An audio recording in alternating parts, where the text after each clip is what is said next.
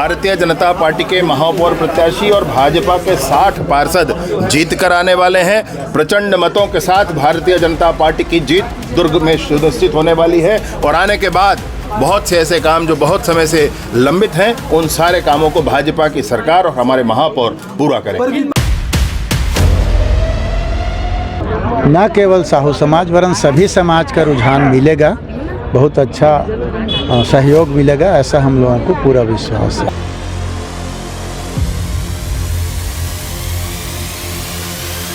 और हम नगर निगम के चुनाव में कांग्रेस का परचम लहराएंगे।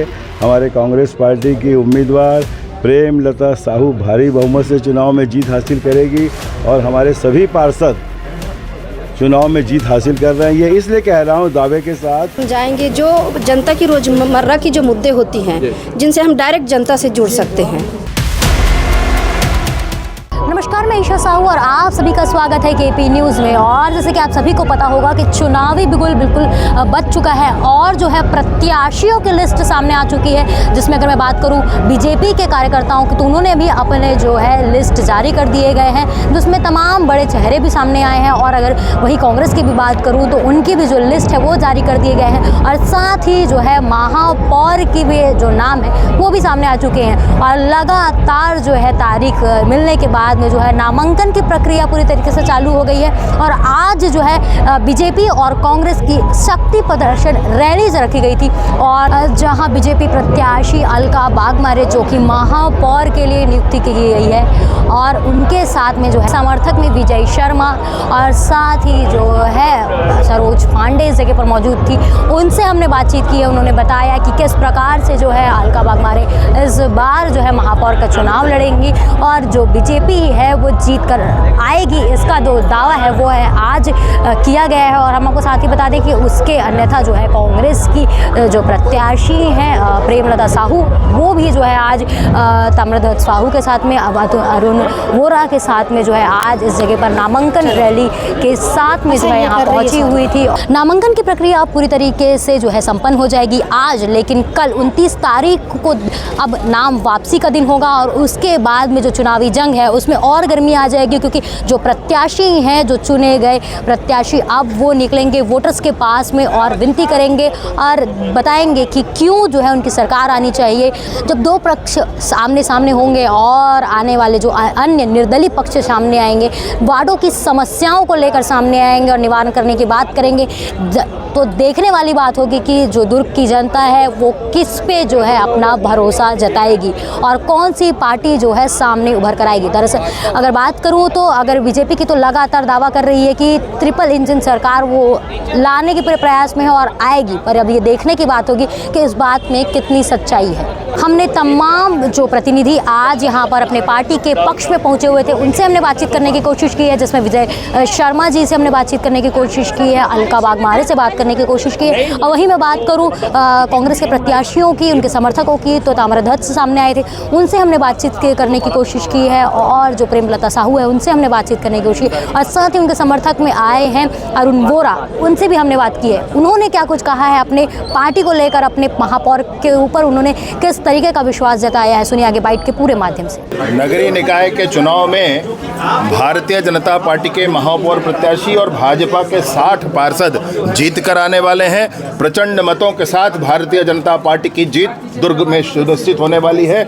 और आने के बाद बहुत से ऐसे काम जो बहुत समय से लंबित हैं, उन सारे कामों को भाजपा की सरकार और हमारे महापौर पूरा करेंगे। पर विपक्ष यहाँ पे बोल रही कि एक साल में कुछ भी काम नहीं हुआ दुर्ग में। अभी जिन्होंने 5 साल सरकारें चलाई, ढेला नहीं यहाँ से वहाँ तक कर पाए, वो ये बात कह सकते हैं किसी हालत में। और आपको ध्यान होगा, मैं सिर्फ शहरी क्षेत्र नहीं कह रहा हूँ, शहरी और ग्रामीण सभी क्षेत्रों को मिला करके एक वर्ष में भी उतने काम विष्णुदेव जी की सरकार ने किए हैं जितने वो कभी न कर पाए। मैं पूछना चाहता हूँ आपके माध्यम से कि पिछली बार जिन्होंने अपने घोषणा पत्र में कहा था कि 500 रुपया हर माता बहन को हर महीना देंगे, 5 साल बीत गया, 5 रुपया एक माता बहन को नहीं दिया इन लोगों ने। अभी विष्णुदेव जी की सरकार है, 70 लाख माताओं बहनों को, उसमें से 20 लाख से अधिक माता बहन शहरों के रहने वाले हैं, उन लोगों को महतारी वंदन के 11 किस्त मिल चुके हैं भैया। 11, कोई चुनाव नहीं था तो भी ये किया गया, क्योंकि वादा था, उस वादा को पूरा किया गया है। अंकल जी को महापौर प्रत्याशी बनाने का कारण किस लिए बनाई पार्टी ने? योग्यता है इनकी, क्षमता है इनकी, गजब काम किया है इन्होंने संगठन में, इनकी संगठन क्षमता है, लोगों को साथ लेकर चलने की क्षमता है, और इसलिए जब महापौर बनकर काम करेंगी तो बहुत ताकत के साथ हम इस दुर्ग में काम करेंगे।